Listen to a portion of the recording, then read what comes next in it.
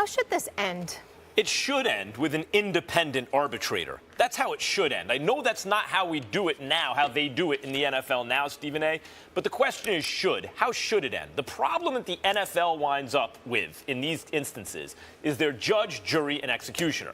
So when you appeal the process, you're appealing it to people that the NFL appoints. It's not independent. Now, Henderson in this case, Jerry Jones has said, is a great friend of his, he reduced the Hardy suspension from 10 games to 4, right? So it's not impossible that the suspension is reduced. It's highly unlikely it's overturned or anything like that, but that it's reduced. But even then, it's not independent, right? Like even then, well, he's a friend of Jerry Jones.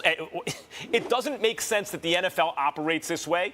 They run into problems they don't need. And when you think about it, Stephen A., rationally, in the NFL's best interest, even as it applies to this kind of discipline, as it relates to this, wouldn't it be in their best interest if it was an independent arbitrator and therefore if a suspension got reduced and it was unpopular, the NFL could say, look, we do this according to the book and we went to an independent arbitrator. It wasn't our call. We gave him a strict punishment, a harsh penalty. To me, it seems it's best for all parties involved, including the NFL's reputation going forward, if that's the way it were to end. It should end in independent arbitration.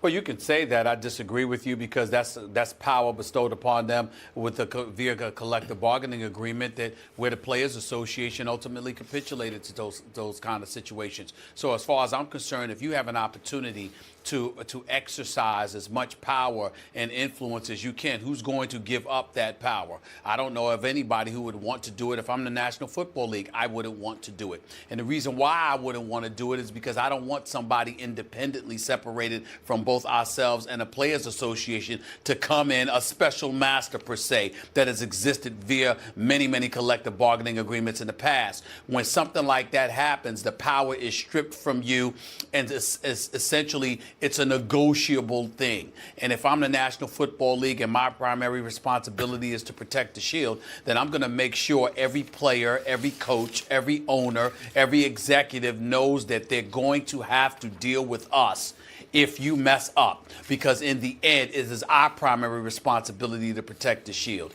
no one else's. And so I look at it from that perspective, and I understand. I mean, when we talk about how should this end, I'm going to tell you how it should end. It should end with Ezekiel Elliott coming before the masses, whether it be the media or anybody else, emphatically proclaiming his innocence, telling you that he vehemently disagrees with the opinion and the decision on the part of the National Football League, but at the same time dragging this on is not beneficial to anyone. Therefore, I'm going to move on. Reluctantly, begrudgingly, as disgusted as I may be, this is bogus, but in the end, I'm going to accept it. If I'm innocent, that's what I would do if I'm Ezekiel Elliott. If I'm guilty, I shut the hell up. I let this appeal process go. Jeffrey Kessler, a master at getting money from the players, better than anybody that I know, because whether it's the NBA or the NFL, anytime something involves a players union, everyone calls Jeffrey Kessler,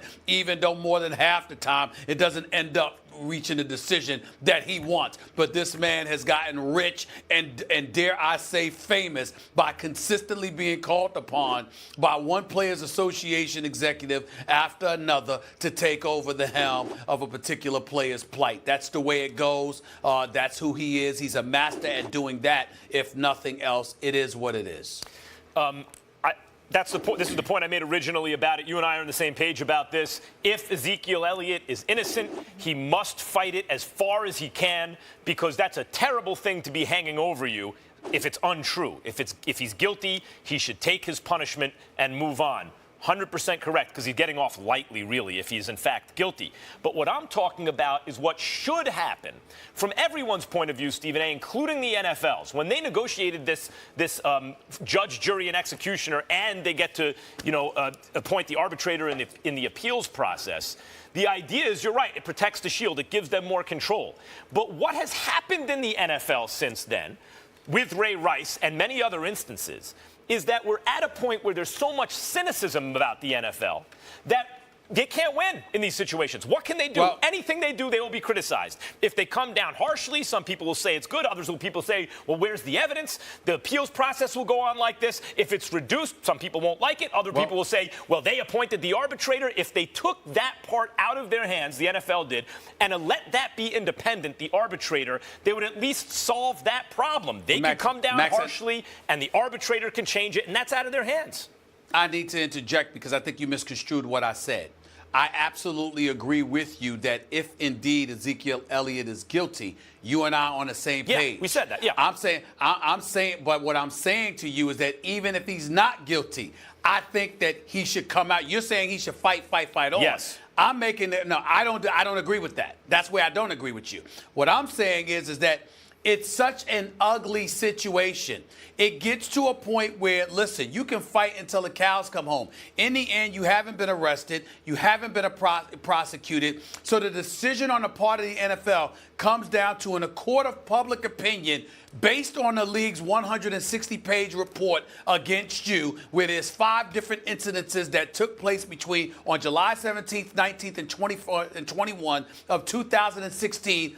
The NFL has reached the conclusion that it's more probable than not that you are guilty. Now, you can fight that, but essentially, in the end, since they're judge, jury, and executioner, the bottom line is that you ain't going to change their mind about their suspension. So if that's the case, if you're talking about just fighting to make sure that the public understands that you are innocent or you believe you are innocent, I'm saying that gets accomplished by holding a press conference, standing in front of the masses, and emphatically proclaiming your innocence while at the same time saying, I'm not going to drag this on because we know they're judge, jury, and executioner, and I don't need to go through this process where this is dragged through the mud for months upon months at a time. Stephen